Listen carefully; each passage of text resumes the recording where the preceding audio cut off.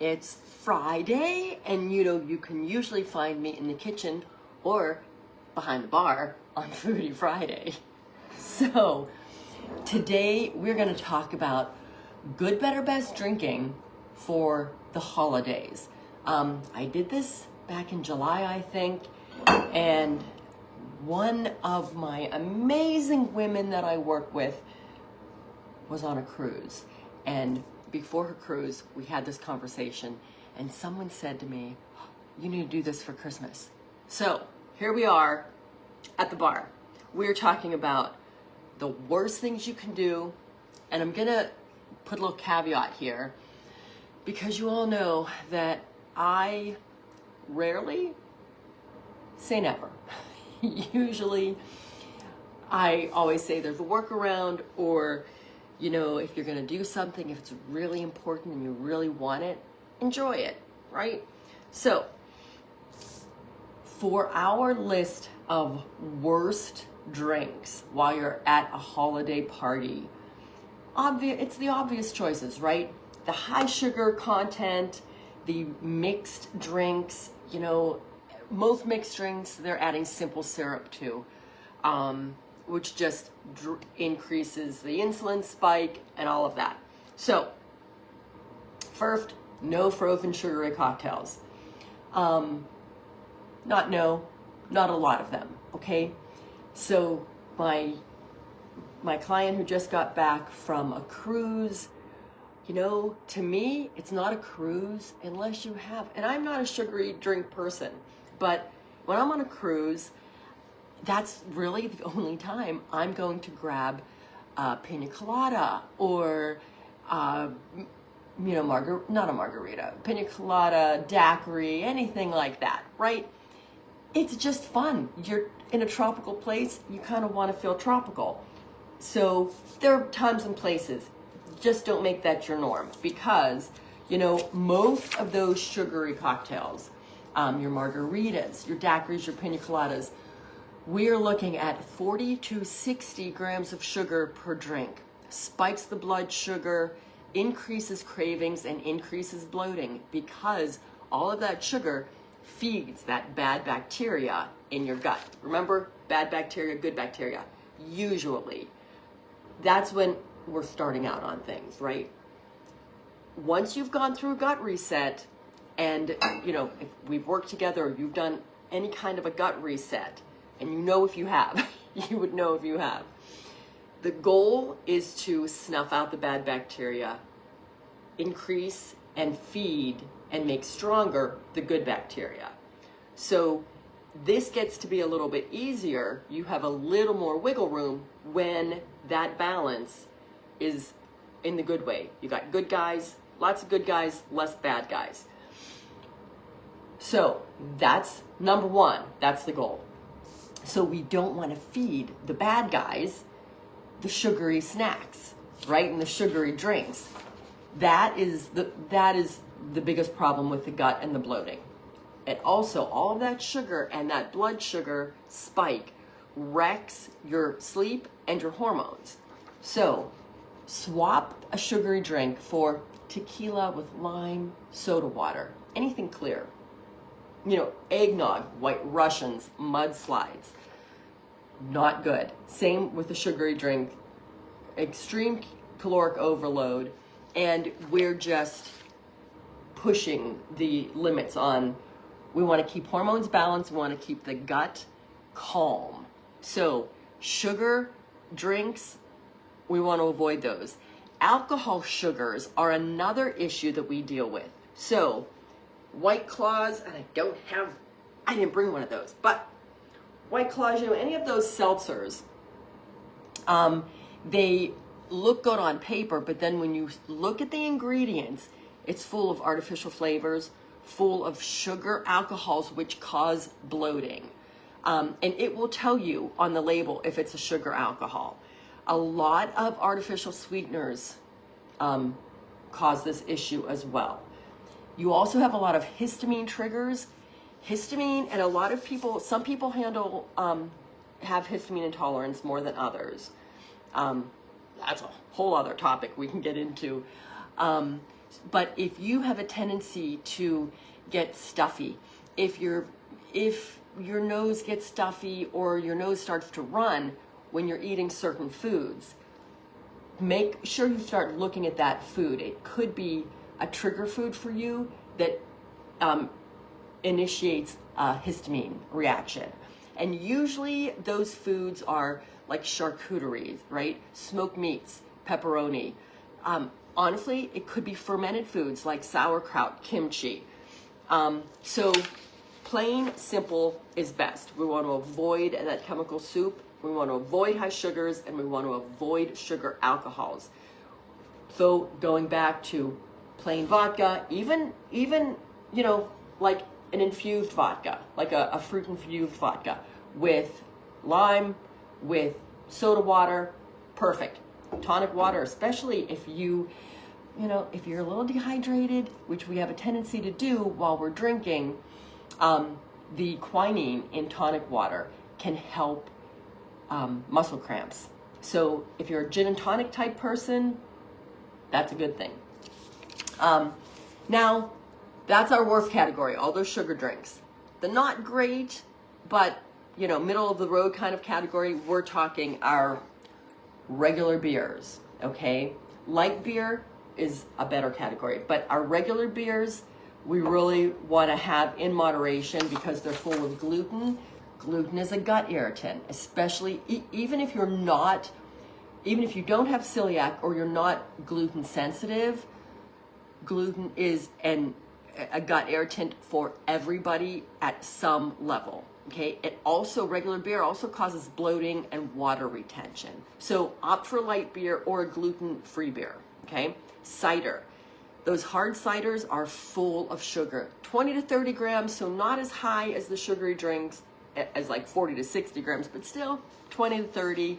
The ciders also, because of how they're fermented, can cause bloating in a lot of people. Better choices, red wines, full of polyphenols. However, red wine, especially American red wines, are higher in sulfites and can cause a lot of histamine reactions in people. I hear women all the time say, oh my gosh, I cannot drink red wine. I get stuffy, I get puffy, so careful with that. Also, wine can cause sleep disruption because of the hormonal chaos, because of the histamine. We always want to add water and protein when we're drinking. Now, a dry white wine has lower sugar, even, a little champagne, a little bubbly. We can be fancy. Also, wines are easier to sip. Alcohol, depending, is easier to sip. Those sugary drinks really go down as if you're drinking a soft drink sometimes.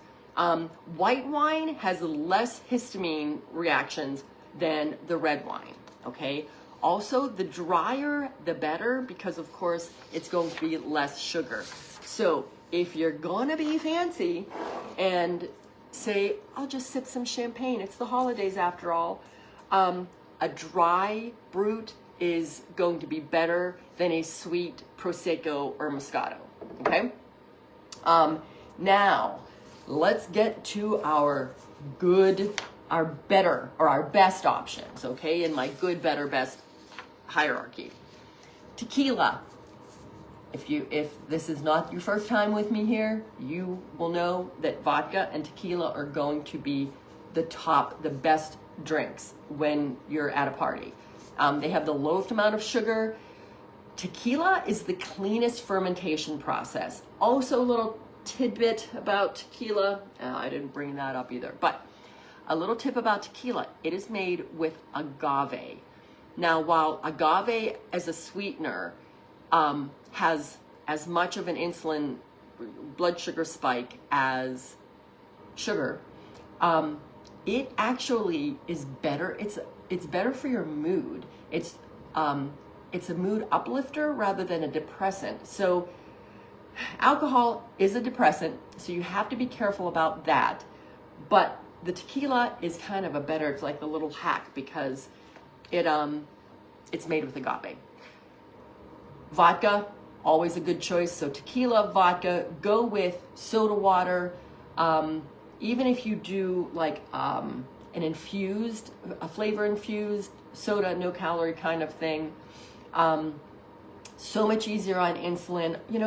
Throw an orange peel or pomegranates or something to give it a little, muddle it with some fruit. That's awesome.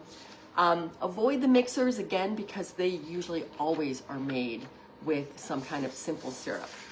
Now remember other hacks while you're sipping your little cocktail and enjoying yourself at a party. Protein forward. Protein forward goes with everything. While you're eating, we want a protein load. We want to have every meal protein forward. But if you're at a cocktail party and you're walking around with your, sipping on your cocktail, seek out the protein in the appetizer section, okay? Eggs, deviled eggs, cheese, your meats, the shrimp cocktail plenty at holiday parties, right? So much better than the carbohydrates. Also, remember that hydration between every drink, and I'm going to tell you, I want 10 to 12 ounces of water for every alcohol drink, because that will be flushing out your liver and kidneys and everything else. So you're literally kind of like rinsing out the bad stuff as you're taking it in, if that makes sense. Then what we want to make certain of is we are not throwing off your sleep. So we keep the gut calm and not bloated. Keep the blood sugar spikes at bay with protein, and eat protein throughout the night as you're drinking to decrease the chances of this happening. And then before you go to sleep, 10 to 12 ounces of water minimum when you get home. Chug some water, take your magnesium glycinate. The magnesium glycinate will help calm the nervous system from everything that the alcohol is going to do to it.